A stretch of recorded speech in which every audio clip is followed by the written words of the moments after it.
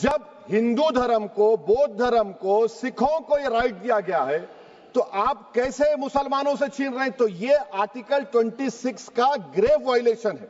ये वही सरकार है जिसने राम जन्मभूमि ट्रस्ट में ये लिख दिया कि जिला अधिकारी भी अगर होगा तो हिंदू होना चाहिए। कोई मुझे बताए कि वहाँ पर सेक्युलरिज्म का रस क्यों नहीं घोला गया? इस वक्फ बोर्ड में क्यों नॉन मुस्लिम्स जाएगा? I don't understand this. वो चीज़ हमारी है तो हम ही तो उसको मैनेज करेंगे। हमारे आबा और दाद हमारे लिए दे करके गए हैं जी, तो हम ही तो उसको मैनेज करेंगे। See, at a stroke, they have made it a non-Muslim administrative body. Waqf amendment bill 2024 में एक और बड़ा बदलाव ये है कि ये बिल न सिर्फ सेंट्रल वक्फ काउंसिल और वक्फ बोर्ड्स में मुस्लिम रिप्रेजेंटेशन को काफी कम करता है, बल्कि इन ऑर्गेनाइजेशंस में गैर मुस्लिम रिप्रेजेंटेशन को भी लाजमी बना देता है। मुस्लिम स्टेक होल्डर्स के कड़े विरोध के बावजूद जेपीसी ने इस बदलाव को बरकरार रखा। चलिए अब हम समझते हैं कि ये बदलाव इतना प्रॉब्लमैटिक क्यों है।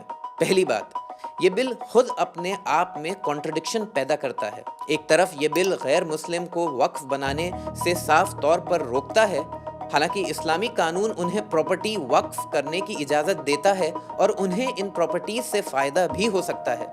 दूसरी तरफ ये वक्फ बोर्ड्स और सेंट्रल वक्फ काउंसिल में गैर मुस्लिम रिप्रेजेंटेशन को लाजमी बनाता है। सरकार इसे एक सेक्युलर बॉडी मान रही है और इसमें गैर मुस्लिमों को शामिल करने की बात कह रही है। आपके मुंह से सेक्युलरिज्म की बात सुनकर अच्छा लगा, लेकिन अगले ही पल ये भ्रम टूट जाता है, क्योंकि आपको सिर्फ दान देने के लिए प्रैक्टिसिंग मुस्लिम का आपने क्लॉज डाला है, लेकिन बोर्ड में बैठने के लिए मुस्लिम होने की कोई आपकी क्लॉज नहीं है। तो इससे आपकी जो दोहरी नीति है वो साफ जाहिर होती है।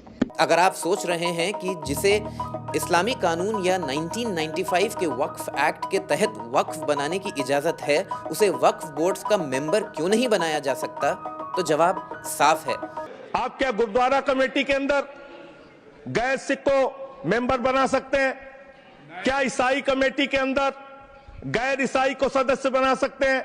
क्या बौद्धों की कमेटी के अंदर गैर बौद्ध को, क्या जैनों की कमेटी के अंदर गैर जैन को आप मेंबर बना सकते हैं? और इतना ही नहीं, क्या आप हिंदुओं के ट्रस्ट में, मंदिर के ट्रस्ट में आप क्या गैर हिंदू को मेंबर बना सकते हैं? नहीं बना सकते। जब कोई वक्फ बनाता है, चाहे वो मदरसे, हॉस्पिटल या फिर किसी और आवाम के फायदे के लिए हो, वो अपनी मर्जी से और वक्फ से जुड़े कानूनों की पूरी समझ के साथ ऐसा करता है।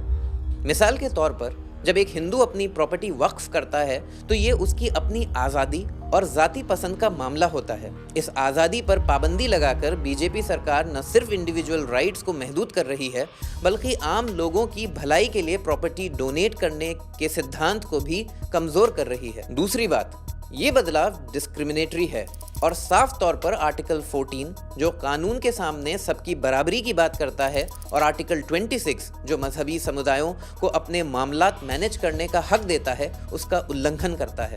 आइए कंपैरिजन के लिए दूसरे धार्मिक संस्थाओं को देखते हैं। उत्तर प्रदेश, केरल, कर्नाटक और तमिलनाडु जैसे राज्यों में ये कानूनी तौर पर है कि सिर्फ हिंदू ही हिंदू मंदिरों और उनकी प्रॉपर्टीज को मैनेज कर सकते हैं। इसी तरह गुरुद्वारा प्रबंधक कमेटी के मेंबर्स सिर्फ सिख ही हो सकते हैं। ये जो कानून बन रहा है ना सर, ये आर्टिकल 26 इसका सोर्स है। और आर्टिकल 26 जब इसका सोर्स है तो आर्टिकल 26 का ABCD क्या कहता है कि रिलीजियस डिनोमिनेशन को अपने मजहब के अफेयर्स खुद चलाना, मूवेबल इमूवेबल प्रॉपर्टी को लेना और एडमिनिस्टर करना। जब हिंदू धर्म को, बौद्ध धर्म को, सिखों को यह राइट दिया गया है तो आप कैसे मुसलमानों से छीन रहे हैं? तो यह आर्टिकल 26 का ग्रेव वायलेशन है। तो अगर हिंदू और सिख मजहबी संस्थाओं का मैनेजमेंट सिर्फ उनके अपने समुदाय के लोग कर सकते हैं, तो वक्फ प्रॉपर्टीज के साथ ये भेदभाव क्यों?